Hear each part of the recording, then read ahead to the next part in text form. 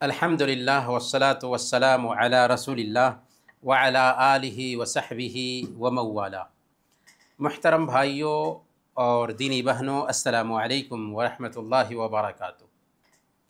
Advance Islamic course میں آپ سب کا استقبال ہے، اور اس کورس میں ہم اسلامی آداب جانتے ہیں۔ اسلامی آداب میں ایک ادب ہے ازدواجی زندگی کے آداب، فیملی لائف کے آداب۔ اللہ تعالیٰ نے اپنے بندوں پر بڑا کرم کیا، احسان کیا کہ انہیں کی جنس سے ان کے لیے بیویاں پیدا کیں تاکہ وہ ان کے ساتھ سکون حاصل کر سکے۔ اللہ تعالیٰ فرماتا ہے سورہ الروم آیت نمبر 21، وَمِنْ آيَاتِهِ أَنْ خَلَقَ لَكُم مِّنْ أَنفُسِكُمْ أَزْوَاجًا لِتَسْكُنُوا إِلَيْهَا، اور اللہ کی نشانیوں میں سے ایک یہ ہے کہ اس نے تمہارے لیے تمہاری ہی جنس سے بیویاں پیدا کی تاکہ تم ان سے سکون حاصل کرو۔ گویا کہ یہ آیت ہمیں یہ بتاتی ہے کہ اصل سکون رب کی یاد کے بعد اس دھرتی پر ازدواجی رشتے سے جڑنے میں ہے۔ اسلام ہمیں شادی کرنے پر ابھارتا ہے اور فیملی لائف کو اچھی اور بہتر زندگی ٹھہراتا ہے۔ اسلام جوگی پن کو پسند نہیں کرتا کہ ایک انسان جنگل میں جا کر کے پریشرم کرے، بلکہ اسلام سماج میں رہ کر کے بیوی بچوں کا حق ادا کرنے پر ثواب رکھتا ہے۔ صحیح بخاری اور صحیح مسلم کی روایت ہے، اللہ کے نبی صلی اللہ علیہ وسلم نے بیان فرمایا، اے نوجوانوں کی جماعت، تم میں سے جو کوئی شادی کرنے کی طاقت رکھتا ہو وہ شادی کر لے، کیونکہ اس سے نگاہیں جھکی رہتی ہیں اور شرمگاہ کی حفاظت ہوتی ہے۔ سوال یہ ہے کہ کیسی لڑکی سے شادی کرنی چاہیے؟ صحیح بخاری اور صحیح مسلم کی روایت ہے، اللہ کے نبی صلی اللہ علیہ وسلم بیان فرماتے ہیں، عورت سے 4 چیزوں کی وجہ سے شادی کی جاتی ہے: اس کے مال کی وجہ سے، اس کے خاندان کی وجہ سے، اس کی خوبصورتی کی وجہ سے، اور اس کے دین کی وجہ سے۔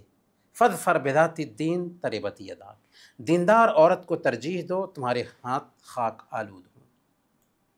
گویا کہ شادی میں دین کو ترجیح دینی چاہیے، نہ تو مال، نہ تو خاندان، اور نہ تو خوبصورتی، بلکہ دین اہم ہے۔ کیسے لڑکے سے شادی کرنی چاہیے؟ سنن ترمذی کی روایت ہے، اللہ کے نبی صلی اللہ علیہ وسلم نے بیان فرمایا، اذا جاءکم من ترضون دینہ وخلقہ فزوجوہ الا تفعلوہ تکن فتنۃ فی الارض وفساد کبیر۔ اگر تمہارے پاس ایسے لڑکے کا رشتہ آئے جس کی دینداری اور اس کے اخلاق سے تم رضامند ہو، جس کی دینداری اور اخلاق تمہیں پسند ہے، تو اس سے اپنی بیٹی کی شادی کر دو۔ اگر ایسا نہیں کرو گے تو زمین میں فتنہ پیدا ہوگا اور بڑا فساد مچے گا۔ تو اصل دینداری ہے، دیندار لڑکا مل جاتا ہے، رشتہ کر دینا چاہیے، اسی میں بہتری ہوتی ہے، اسی میں خیر ہوتا ہے۔ شادی کے بعد رشتہ کو بہتر طریقے سے گزارنے کی کوشش ہونی چاہیے، اور اسلام ہمیں وہ ٹولز دیتا ہے، وہ ٹیکنیک بتاتا ہے کہ اگر ہم اسلامی تعلیمات کو فیملی لائف میں جگہ دیں تو ہماری فیملی زندگی خوشگوار گزرے، بلکہ جنت نظیر گزرے۔ اللہ تعالیٰ نے مرد کا مزاج الگ رکھا ہے اور عورت کا مزاج الگ رکھا ہے۔ مرد کے مزاج میں اختلاف ہوتا ہے، تو یہاں تو مرد اور عورت کا تعلق بن رہا، تو اختلاف تو ہو سکتا ہے، لیکن میاں بیوی دونوں کو ایک دوسرے کے ساتھ درگزر کا معاملہ کرنا چاہیے، ممکن حد تک ایک دوسرے کی غلطیوں کو معاف کرنا چاہیے اور چشم پوشی سے کام لینا چاہیے۔ شوہر بیوی دونوں ایک دوسرے کے لیے امانت بن جائیں، ایک دوسرے کے راز کی حفاظت کریں، آپس میں محبت اور رحم دلی کا معاملہ کریں، دونوں ایک دوسرے کے دکھ درد میں شریک ہو جائیں۔ شوہر بیوی دونوں ایک دوسرے پر بالکلی یا پورے طور پر اعتماد کریں۔ شک اور ڈاؤٹ کو فیملی لائف میں جگہ نہیں ملنی چاہیے، اور دونوں ایک دوسرے کے حقوق ادا کریں، ایک دوسرے کے تئیں فرائض کا خیال رکھیں، کیونکہ اللہ فرماتا ہے وَلَهُنَّ مِثْلُ الَّذِي عَلَيْهِنَّ بِالْمَعْرُوفِ، اور ان عورتوں کے لیے ویسے ہی حقوق ہیں جیسے ان پر ذمہ داریاں ہیں، معروف کے ساتھ، دستور کے مطابق۔ شوہر بیوی دونوں کو چاہیے کہ اگر فیملی لائف میں اختلافات پیدا ہوتے ہیں تو ان کو فوراً نپٹانے کی کوشش کریں، اور ایسی باتوں سے بچیں جو اختلاف پیدا کر سکتی ہیں۔ کتنے ہی گھر اور کتنے ہی رشتے چھوٹی چھوٹی بات کو لے کر کے ٹوٹ گئے، خراب ہو گئے، یا ان میں سرد مہری آ گئی، حالانکہ ان چھوٹی سی باتوں کو اگر سمجھا جاتا اور ان کو نظر انداز کیا جاتا اور بہتر معاملہ کرنے کی کوشش کی جاتی تو کوئی مسئلہ پیدا نہیں ہو سکتا تھا۔ اسی لیے فیملی لائف میں اگر کچھ انبنی ہوتی ہے، فوراً شوہر بیوی دونوں کو آگے بڑھ کر کے بہتر بنانے کی کوشش کرنی چاہیے۔ شوہر بیوی دونوں ایک دوسرے کے لیے زینت اختیار کریں۔ اللہ کے رسول صلی اللہ علیہ وسلم ہم سب کے آئیڈیل ہیں۔ جب اللہ کے نبی صلی اللہ علیہ وسلم گھر میں داخل ہوتے تھے نا، تو ماں عائشہ صدیقہ رضی اللہ تعالی عنہ سے مسلم کی روایت کے مطابق بیان فرماتی ہیں کہ سب سے پہلا کام یہ ہوتا تھا کہ آپ مسواک کرتے تھے۔ شوہر بیوی ایک دوسرے کے لیے زینت اختیار کریں، یہاں تک کہ شوہر بھی بیوی کے لیے زینت اختیار کرے اور بیوی شوہر کے لیے زینت اختیار کرے۔ حضرت عبداللہ بن عباس رضی اللہ عنہما بیان فرماتے ہیں کہ انی احب ان اتزین للمرأة کما احب ان تتزین لی، میں چاہتا ہوں کہ میں اپنی بیوی کے لیے زینت اختیار کروں جیسے میری پسند ہے کہ میری بیوی میرے لیے زینت اختیار کرے۔ تو صرف ایسا نہیں ہے کہ بیوی کو ہی زینت اختیار کرنی چاہیے، بلکہ شوہر کو بھی زینت اختیار کرنی چاہیے اپنی بیوی کے لیے۔ تو کتنے شوہر اور بیوی اس معاملے میں کوتاہی کرتے ہیں، جس کی وجہ سے فیملی لائف میں سرد مہری آ جاتی ہے، فیملی لائف میں کھٹاس آنے لگتا ہے، اور دھیرے دھیرے یہ رشتہ کمزور ہونے لگتا ہے۔ لیکن یہ بات نوٹ کیجیے، زینت اختیار کرنے کے نام پر شریعت کی مخالفت نہیں ہو سکتی۔ شریعت کی مخالفت سے ہمیں بچنا ہے زینت اختیار کرنے کے نام سے۔ کچھ عورتیں زینت کے شوق میں اپنے بھاؤں کے بالوں کو نوچ کر کمان کے جیسے یا ہلال کے جیسے بنا لیتی ہیں اور اس کو کالا کر لیتی ہیں بال کو نوچ کر کے۔ یہ کام اللہ کے رسول صلی اللہ علیہ وسلم نے حرام قرار دیا ہے اور ایسا کرنے والیوں پر لعنت بھیجا ہے۔ صحیح بخاری اور صحیح مسلم کی اوتھینٹک روایت ہے۔ اللہ کے نبی صلی اللہ علیہ وسلم نے بیان فرمایا، لعن اللہ الواشمات والمستوشمات والواصلات والمستوصلات والنامصات والمتنمصات والمتفلجات للحسن المغیرات خلق اللہ، کہ اللہ تعالیٰ نے گوندنے والیوں، گندوانے والیوں، بال جوڑنے والیوں، بالوں میں جو بال جوڑ کر کے زینت کے لیے استعمال کرتے ہیں، اور بال جڑوانے والیوں، بھاؤں کے بال نوچنے والیوں اور نوچوانے والیوں، اور خوبصورتی کے لیے دانتوں کے بیچ فاصلہ پیدا کرنے والیوں پہ لعنت بھیجی، جو اللہ کی شکل کو، اللہ کی تخلیق کو بدل دیتی ہے۔ گویا کہ ایک عورت اگر بھاؤں کے بال اکھاڑتی ہے زینت کے لیے تو حرام ہے، ناجائز ہے۔ اسی طرح کچھ عورتیں ناخن بڑھاتی ہیں فیشن کے طور پر، یہ کافر عورتوں کی مشابہت ہے جس سے اللہ کے نبی صلی اللہ علیہ وسلم نے منع فرمایا۔ اللہ کے نبی صلی اللہ علیہ وسلم نے سنن ابی داؤد کی روایت کے مطابق بیان فرمایا، من تشبہ بقوم فہو منہم، جس نے کسی قوم کی مشابہت اختیار کی وہ انہی لوگوں میں سے ہے۔ اور یہ عمل اگر ہم دیکھیں تو فطرت کے بھی خلاف ہے، کیونکہ صحیح مسلم کی روایت ہے، حضرت انس رضی اللہ تعالی عنہ بیان فرماتے ہیں، وقت لنا رسول اللہ صلی اللہ علیہ وسلم فی قص الشارب وتقلیم الاظفار ونتف الابط وحلق العانہ الا نترک اکثر من 40 لیلہ۔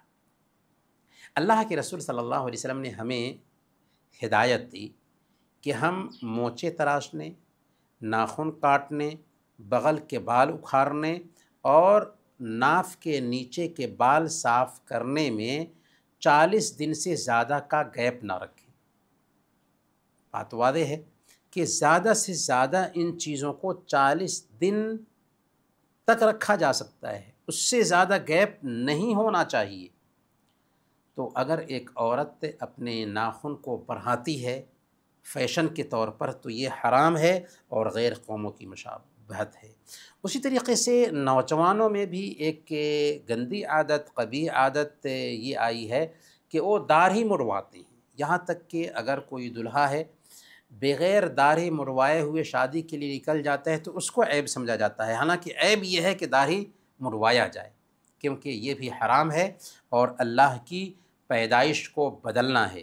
اللہ کے نبی صلی اللہ علیہ وسلم نے صحیح مسلم کی روایت کے مطابق بیان فرمایا، جزوا الشوارب وارخوا اللحى خالف المجوس، کہ مونچھیں چھوٹی کرو، داڑھیاں بڑھاؤ اور مجوسیوں کی مخالفت کرو۔ اور اس میں ایک عورت کی بھی مشابہت ہوتی ہے کہ اللہ تعالیٰ نے عورتوں کو داڑھی نہیں دیا، مرد کے لیے مردانگی اس میں ہے کہ وہ داڑھی رکھے، اور داڑھی حلق کرنا دراصل عورتوں کی مشابہت ہے، اور اللہ کے نبی صلی اللہ علیہ وسلم نے عورتوں کی مشابہت اختیار کرنے سے منع کیا۔ صحیح بخاری کی روایت ہے، لعن رسول اللہ صلی اللہ علیہ وسلم المتشبہین من الرجال بالنساء، کہ اللہ کے نبی صلی اللہ علیہ وسلم نے ان مردوں پر لعنت بھیجی جو عورتوں کی مشابہت اختیار کرتے۔ بیوی کا شوہر پر یہ حق ہے کہ شوہر اس کے خرچہ کا انتظام کرے، اس کے نان و نفقہ کا انتظام کرے، اس کی رہائش کا انتظام کرے، اور اس کو دین بھی سکھائے، کیونکہ دین سکھانا شوہر پر ضروری ہے۔ اللہ تعالیٰ فرماتا ہے، یا ایھا الذین آمنوا قوا انفسکم واہلیکم نارا، اے ایمان والو اپنے آپ کو اور اپنے گھر والوں کو جہنم کی آگ سے بچاؤ۔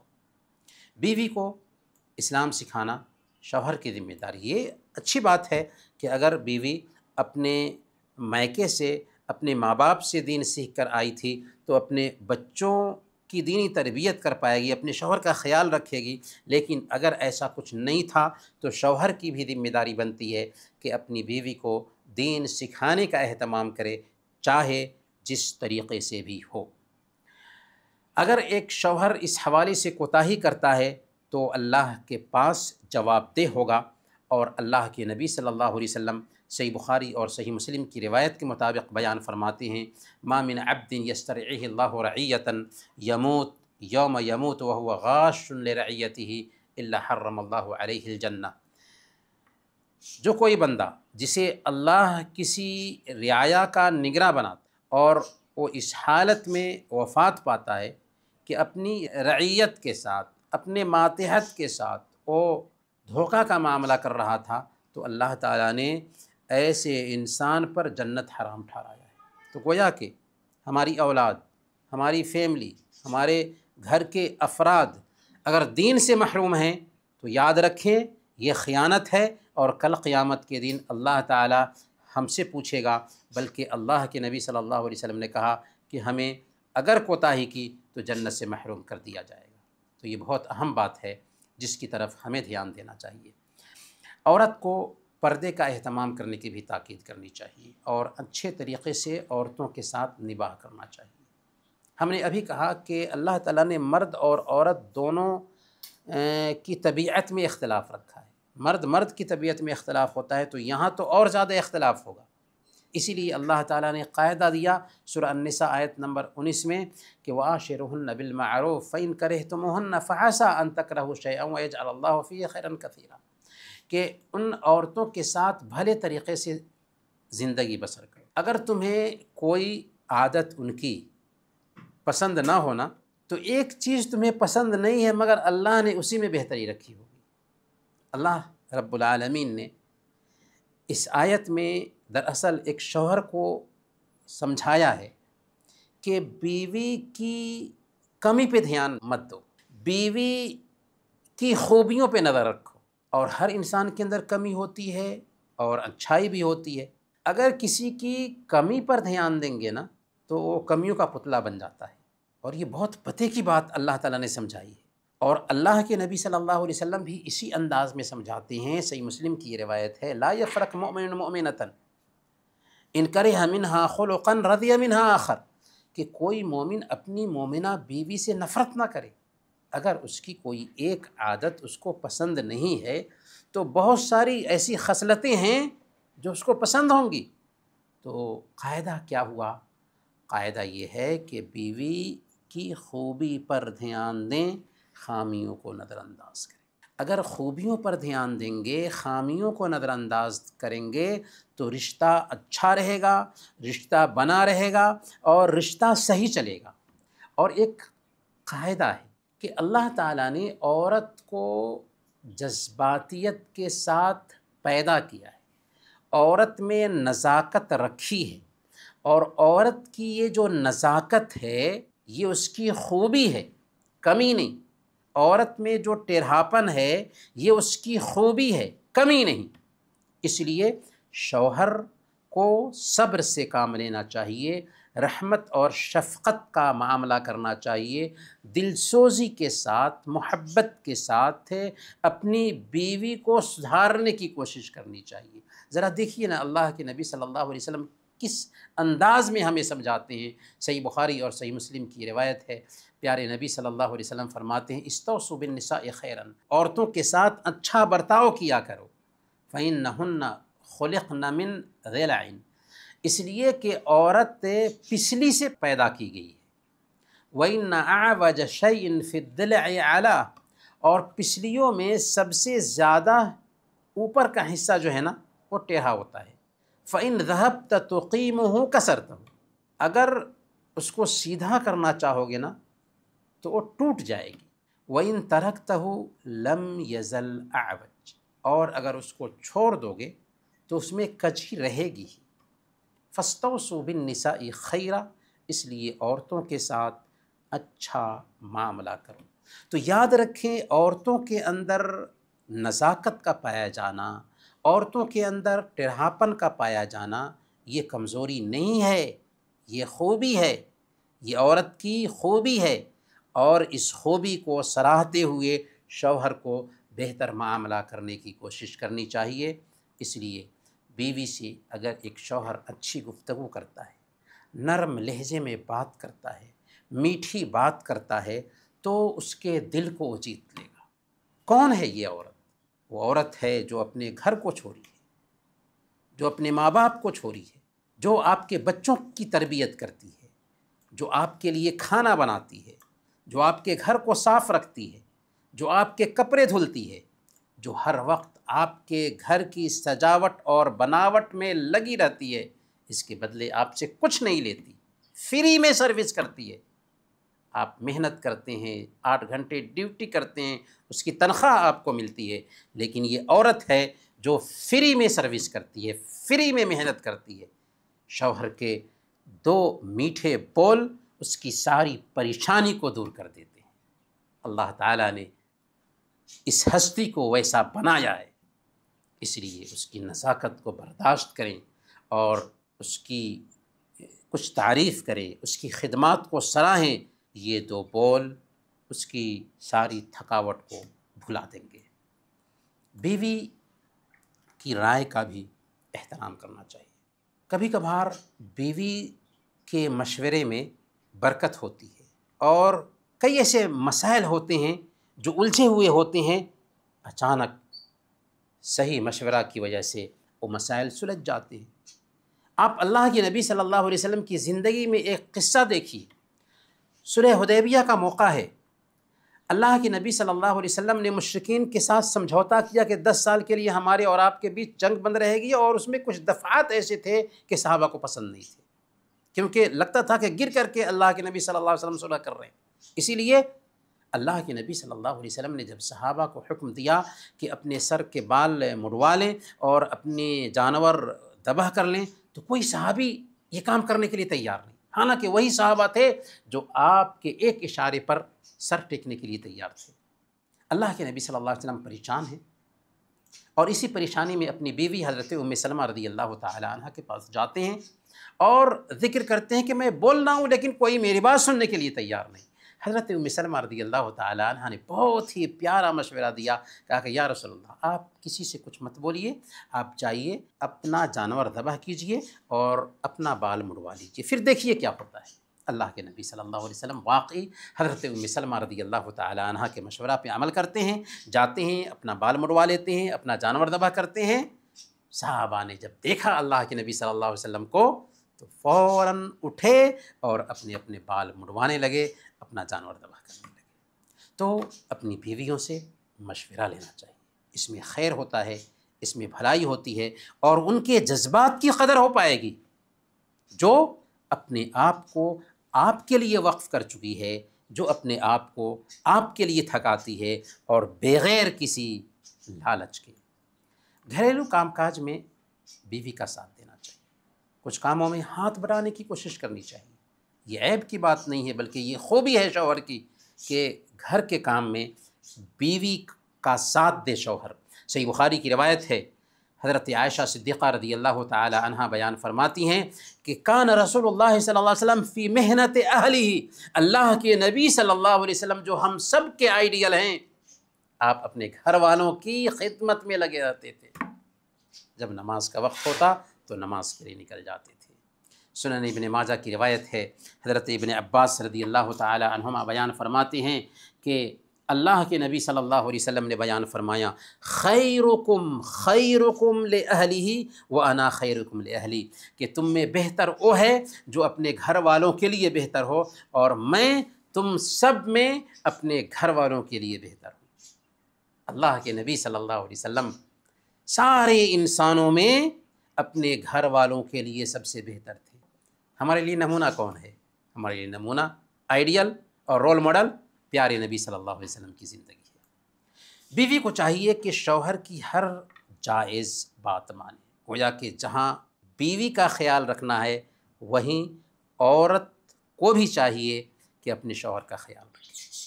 بیوی کو اپنے شوہر کی ہر جائز بات ماننی چاہیے۔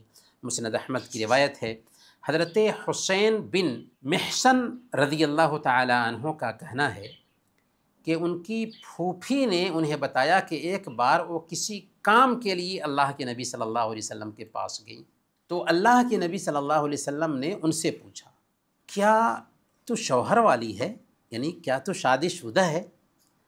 تو وہ کہتی ہیں کہ میں نے کہا کہ جی ہاں اے اللہ کے نبی صلی اللہ علیہ وسلم، میں شادی شدہ ہوں۔ آپ نے فرمایا کہ تم اپنے شوہر کے لیے کیسی ہو؟ تو میں نے کہا کہ میں کسی بھی معاملے میں اس کی نافرمانی نہیں کرتی سوائے اس کے کہ کوئی کام میری طاقت سے باہر ہو، یعنی ہر معاملے میں ان کی بات مانتی ہوں، ہاں اگر کوئی ایسا کام ہوا جو میری طاقت سے باہر ہو تو بات الگ ہے۔ اللہ کے نبی صلی اللہ علیہ وسلم نے یہ سن کر فرمایا، فانظری این انت منہ فانما هو جنتک ونارک، تم دیکھ لو کہ تم اس کے ساتھ کیسا معاملہ کر رہی ہو، کیونکہ وہی تمہارے لیے جنت ہے اور وہی تمہارے لیے جہنم۔ بہت اہم بات اللہ کے نبی صلی اللہ علیہ وسلم نے اس حدیث میں سمجھائی ایک بیوی کو کہ شوہر کی ہر بات جو جائز ہو، شریعت کے خلاف نہ ہو، ماننا چاہیے۔ صحیح بخاری اور صحیح مسلم کی روایت ہے، اللہ کے نبی صلی اللہ علیہ وسلم نے بیان فرمایا، اذا دعا الرجل امرأته الى فراشه فابت فبات غضبان علیها لعنتها الملائکۃ حتی تصبح، کہ جب ایک مرد اپنی بیوی کو اپنے بستر پر بلائے اور وہ نہ جائے اور شوہر ناراضگی کی حالت میں رات گزار دے تو فرشتے اس عورت پر صبح تک لعنت بھیجتے رہتے ہیں۔ کتنی سخت بات کہی ہے اللہ کے نبی صلی اللہ علیہ وسلم نے۔ کیوں ایسا ہے؟ اس لیے کہ شوہر بیوی کے مزاج میں یکسانیت آئے۔ شوہر کو اپنی بیوی کی ضرورت ہے تو شوہر کی بات ماننی چاہیے، اگر بات نہیں مانتے ہیں تو اختلافات وہیں سے شروع ہوتے ہیں اور پھر شیطان جو ہے نا راستہ بنانے لگتا ہے اختلاف کے لیے۔ بلکہ اللہ کے نبی صلی اللہ علیہ وسلم سنن ترمذی کی روایت کے مطابق بیان فرماتے ہیں کہ اذا دعا الرجل زوجته لحاجته فلتأته وإن كانت على التنور، اگر ایک آدمی اپنی بیوی کو ضرورت کے لیے بلائے تو اسے آنا چاہیے، چاہے وہ چولہے پر روٹی کیوں نہ بنا رہی ہو۔ اللہ کے نبی صلی اللہ علیہ وسلم سنن ابن ماجہ کی روایت کے مطابق بیان فرماتے ہیں لو كنت امر احدا ان يسجد لاحد لامرت المرأة ان تسجد لزوجها، اگر میں کسی کو حکم دیتا کہ کسی دوسرے کو سجدہ کرے تو ایک عورت کو حکم دیتا کہ وہ اپنے شوہر کو سجدہ کرے۔ لیکن اسلام میں کسی کے لیے جائز نہیں کہ کسی دوسرے کو سجدہ کرے، لیکن اگر اجازت ہوتی تو شوہر کا جو حق ہے اس حق کی بنیاد پر ایک عورت کو اجازت ہوتی کہ وہ اپنے شوہر کو سجدہ کرے۔ سنن ترمذی کی روایت ہے، حضرت معاذ بن جبل رضی اللہ تعالیٰ عنہ بیان فرماتے ہیں کہ اللہ کے نبی صلی اللہ علیہ وسلم نے بیان فرمایا لا تؤذی امرأة زوجها فی الدنیا الا قالت زوجته من الحور العین۔ جب ایک عورت اپنے شوہر کو دنیا میں تکلیف دیتی ہے تو جنت کی حوروں میں سے اس کی حور بیوی کہتی ہے، کیا کہتی ہے؟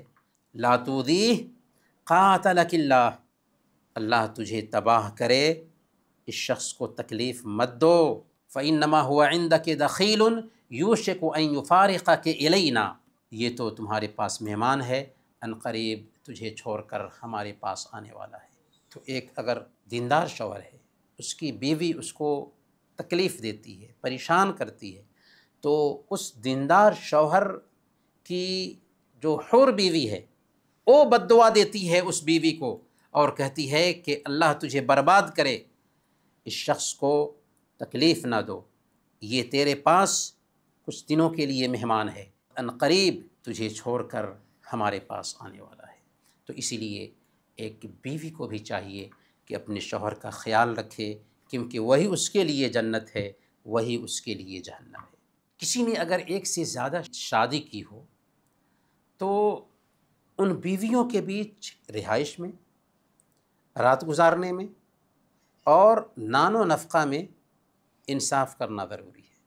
بلکہ اسلامی شریعت نے کسی دوسرے کو اس بات کی اجازت ہی نہیں دی ہے کہ ایک سے زیادہ شادی کرے سوائے اس کے کہ وہ انصاف کر سکتا ہو۔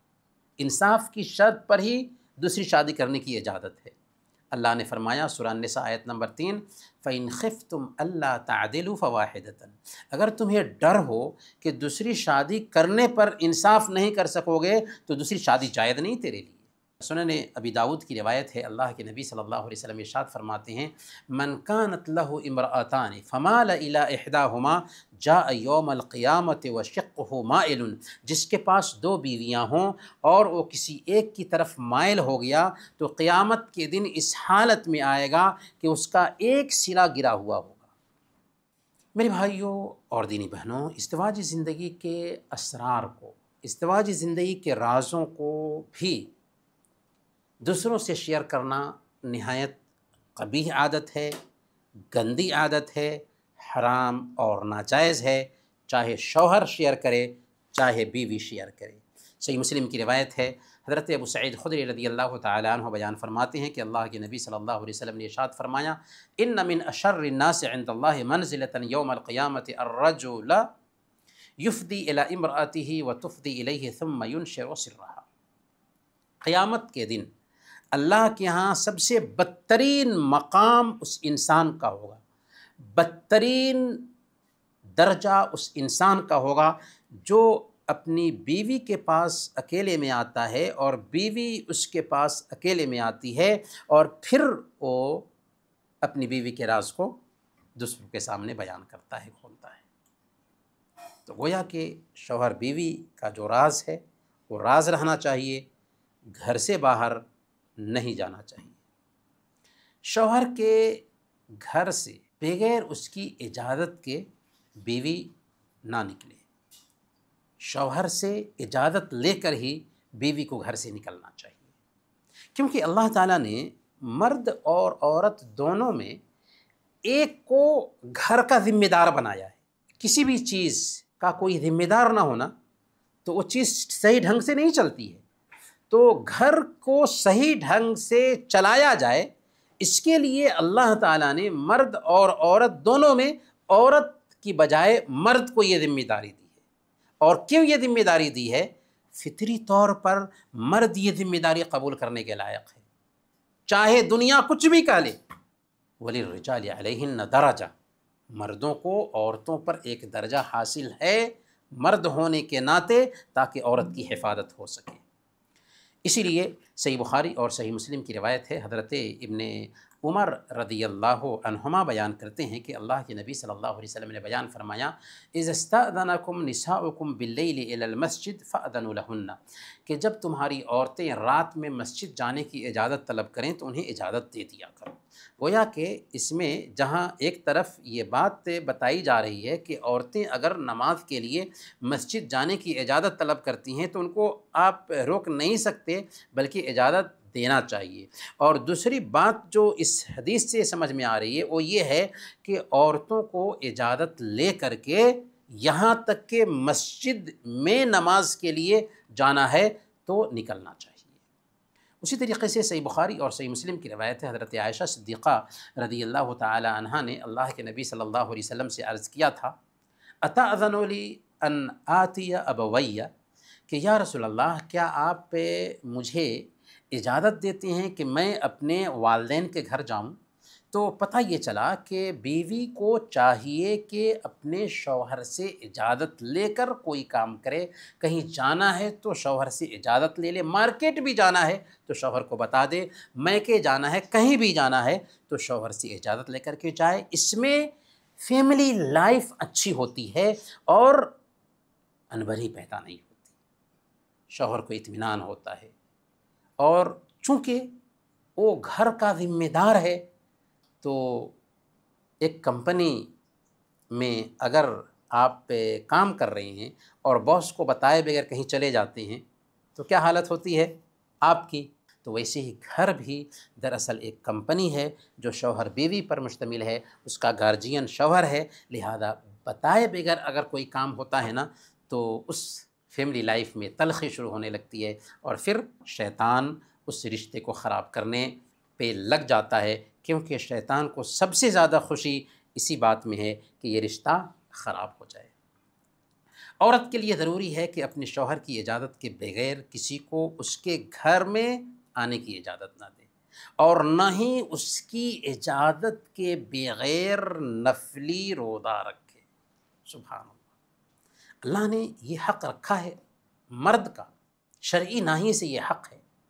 صحیح بخاری کی روایت ہے، حضرت ابو ہریرہ رضی اللہ تعالیٰ عنہ بیان فرماتے ہیں کہ اللہ کے نبی صلی اللہ علیہ وسلم نے بیان فرمایا، لا یحل للمرأة ان تصوم وزوجها شاہد الا باذنہ، کہ کسی عورت کے لیے حلال نہیں، جائز نہیں کہ اگر شوہر اس کا موجود ہو تو اس کی اجازت کے بغیر نفلی روزے رکھے. ولا تأذن فی بیتہ الا باذنہ، اور اس کی اجازت کے بغیر کسی شخص کو اس کے گھر میں آنے دے، جائز نہیں. ہاں، اگر ایک عورت کے فرض روزے چھوٹے ہوئے ہیں تو اس وقت شوہر کی اجازت ضروری نہیں ہے، لیکن مشورہ کر لینا چاہیے کہ میں ان دنوں سے ان دنوں تک فرض روزے رکھنا چاہتی ہوں، اور شوہر کو چاہیے کہ فرض روزے کی اجازت دے. لیکن نفلی روزے کی جہاں تک بات ہے تو شوہر کی اجازت کے بغیر نفلی روزے نہیں رکھے جائیں گے. انہی باتوں کے ساتھ آج کا درس ہم ختم کرتے ہیں، اور اللہ تعالیٰ سے دعا کرتے ہیں کہ ان باتوں پر ہم سب کو عمل کرنے کی توفیق عطا فرمائے. آمین. وصلی اللہ علی نبینا محمد وعلی آلہ وصحبہ اجمعین.